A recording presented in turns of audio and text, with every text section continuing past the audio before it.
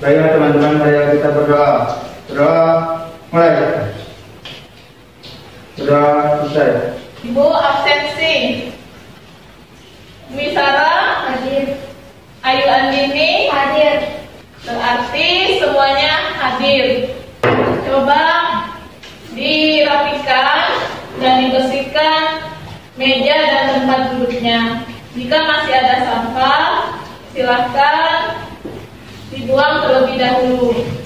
Anak-anak, di tengah kondisi pandemi saat ini, selalu patuhi protokol kesehatan. Di antaranya, selalu memakai masker dimanapun kalian berada. Marilah kita menyanyikan lagu nasional. Kepada Ananda semua, dipersilakan untuk berdiri.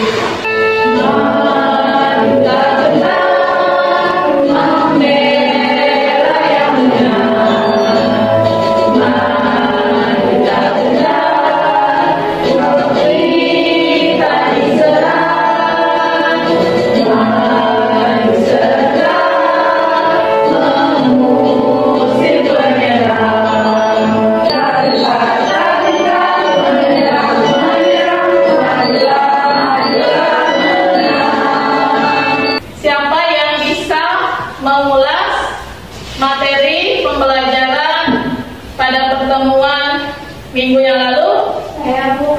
Ya, baik. Hak asasi manusia adalah hak-hak dasar yang dimiliki pada diri manusia yang bersifat kodrati sebagai anugerah pemberian Tuhan Yang Maha Esa. Hak-hak yang kita dapatkan diantaranya ada hak asasi pribadi, hak asasi ekonomi, hak asasi politik, hak asasi sosial budaya, dan hak asasi hukum. Terima kasih kepada Ananda yang sudah mengulas kembali materi pertemuan minggu lalu. Benar apa yang dikatakan Ananda? Pertemuan minggu yang lalu kita membahas tentang substansi hak asasi manusia dan kewajiban asasi manusia. Namun kita lihat pemberitaan di televisi dan media online terjadinya pembunuhan, penyiksaan, penganiayaan, dan pencemaran nama baik.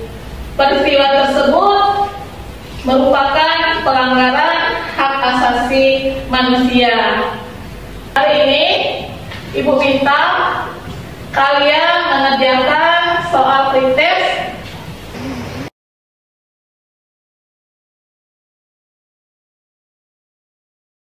Anak-anak, pada hari ini kita akan mempelajari materi tentang kasus-kasus pelanggaran hak asasi manusia. Kompetensi dasar yang dipelajari menganalisis kasus-kasus pelanggaran HAM dalam perspektif Pancasila dalam kehidupan berbangsa dan bernegara.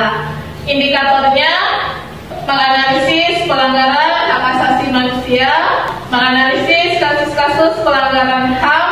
Tujuan pembelajaran melalui model pembelajaran problem based learning diharapkan peserta didik dapat meyakini dengan sikap religius, mengamalkan, menganalisis, dan mempresentasikan hasil analisis pelanggaran hak asasi manusia dan kreatif, mandiri, serta aktif.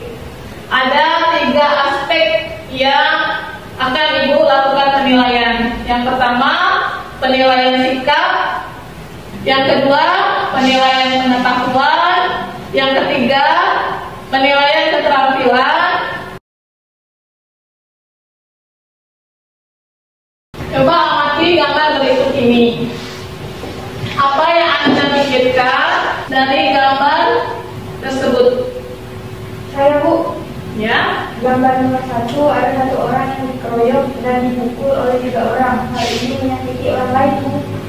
sekarang Anda identifikasikan pertanyaan-pertanyaan ataupun hal-hal yang belum dipahami dari gambar tersebut.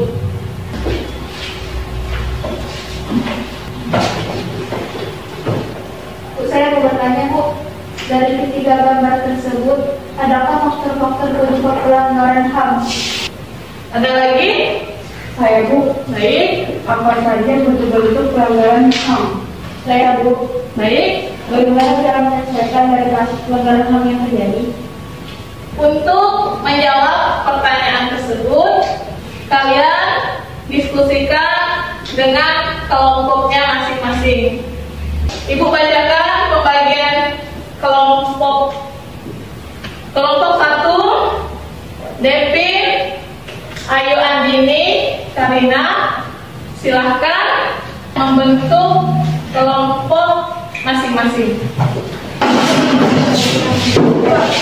Ibu bagikan LKPD untuk memecahkan masalah yang ada di LKPD.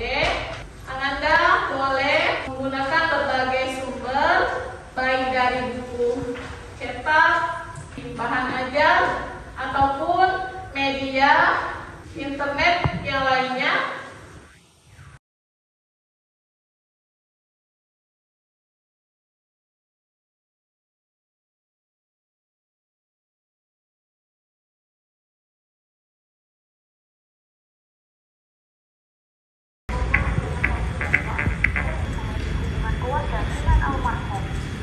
Tewas dan di hadapan polisi kedua Tangannya terpaksa diikat di besi rancang. Bu, bagaimana ini maksudnya? Kelompok 4, untuk kelompok 4 silakan maju ke depan untuk mempresentasikan hasil diskusi kelompoknya. Baik, Bu, terima kasih. Assalamualaikum warahmatullahi wabarakatuh. Menjawab pertanyaan yang benar, jelaskan faktor-faktor penyebab. Faktor 1. Faktor internal. Adanya sifat egois atau dendam oleh bibi korban kepada ayahnya karena sudah membunuh suami bibi korban sehingga melakukan penyiksaan dengan MTL dan DZ hingga kakak korban MTL dikubur hidup-hidup sampai meninggal dunia. 2. Faktor eksternal. Adanya pengaruh dari suami baru bibi korban yang membantu melakukan penyiksaan terhadap MTL dan DZ dan pembunuhan MTL. Karena ayah korban sedang menjalani hukuman di penjara dan ibunya sudah lama meninggal sehingga korban tinggal dengan bibinya. Namun setelah kehadiran suami baru bibi korban membuat perubahan sikap bibi kepada MTL dan DZ. Pertanyaan nomor 3 akan dijawab oleh Amel. Dari kasus tersebut termasuk ke dalam bentuk pelanggaran HAM berat atau HAM ringan. Dari kasus tersebut termasuk ke dalam bentuk pelanggaran HAM berat karena sudah menghilangkan nyawa seseorang.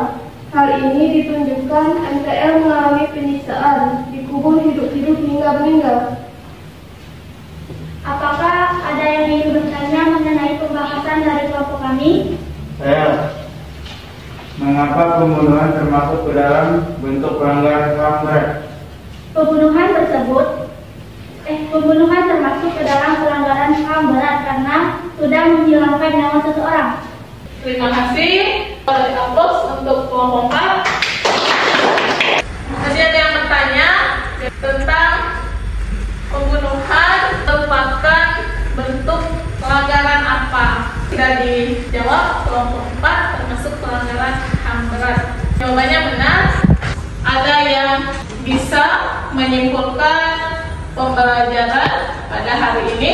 Bentuk pelanggaran HAM yang sering muncul biasa terjadi dalam dua bentuk, yaitu diskriminasi dan penyiksaan. Menurut Undang-Undang Nomor 39 Tahun 1999 tentang Hak Asasi Manusia, mendefinisikan pelanggaran HAM itu merupakan setiap perbuatan seseorang atau kelompok orang atau aparat negara, baik yang disengaja maupun tidak disengaja, atau kelalaian membatasi atau mencabut hak asasi manusia atau kelompok orang yang dijamin oleh undang-undang. Apa manfaat yang kalian dapatkan dari pembelajaran hari ini? Saya, Bu, Ya, setiap manusia pasti mempunyai hak asasi, akan tetapi hak asasi yang dimiliki oleh setiap manusia dibatasi oleh hak asasi manusia lain, sehingga kita harus menghindarkan diri untuk melakukan perbuatan pelanggaran HAM sebagai bentuk penghormatan dan penjaminan hak asasi manusia. Untuk melihat tingkat pemahaman kalian di akhir, Ibu sudah mengirim soal post-test. Silakan dibuka grup WhatsApp kelas. Di situ ada link. Silakan dikerjakan soal post-test sebagai bentuk evaluasi terakhir penilaian yang Ibu lakukan.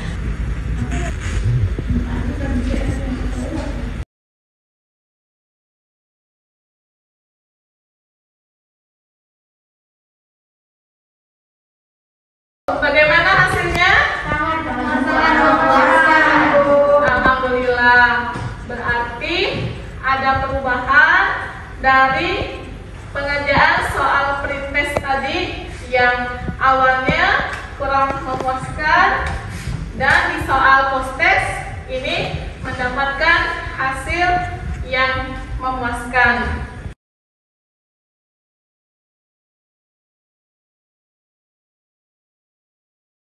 Ibu ucapkan terima kasih sudah aktif untuk pembelajaran pada hari ini. Tadi ada yang sangat aktif dalam diskusi kelompok, akan Ibu berikan tambahan poin 5, yaitu Ibu berikan kepada Karina dengan Dwi Sarah yang sudah aktif berpartisipasi dalam kegiatan diskusi. Untuk pertemuan berikutnya, kalian belajar di rumah tentang upaya-upaya penegakan HAM di Indonesia. Kalian baca apa tugas Komnas HAM dan wewenang dari Pengadilan HAM. Untuk hari ini kita cukupkan pembelajaran. Kita akhiri dengan berdoa yang dipimpin oleh Ananda David.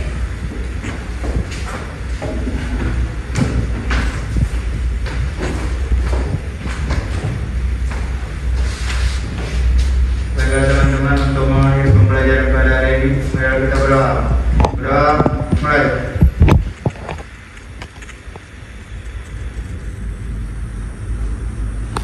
Berdoa selesai.